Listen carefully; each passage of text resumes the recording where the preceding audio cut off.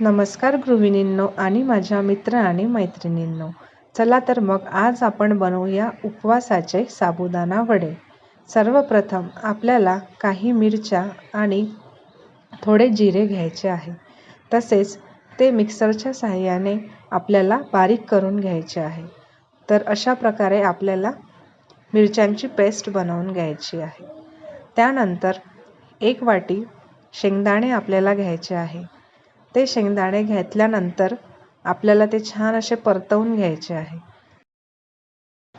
परतवून झाल्यानंतर ते आपल्याला एका ताटामध्ये काढायचे आहे आणि ते थंड झाले की त्याचे साल आपल्याला काढून घ्यायचे आहे. साल काढून झाले परत आपल्याला मिक्सरच्या साहाय्याने ते बारीक करून घ्यायचे आहे. ते बारीक करून झाले की एका ताटामध्ये जो भिजत टाकलेला साबुदाणा आपल्याला तो घ्यायचा आहे. तसेच बारीक केलेले शेंगदाणे आणि उकळलेले 4-5 बटाटे आपल्याला घ्यायचे आहे आणि ते सर्व मिश्रण आपल्याला एकजीव करायचे आहे. ते सर्व एकत्रित करून आपल्याला तो उंडा 5 मिनिटं ठेवून द्यायचा आहे आणि त्याच्यानंतर आपल्याला त्यामध्ये हिरवी मिरची आणि चवीनुसार मीठ आपल्याला घालायचे आहे. ते सगळं घालून झालं की परत ते एकदा आपल्याला मिक्स करून घ्यायचे आहे.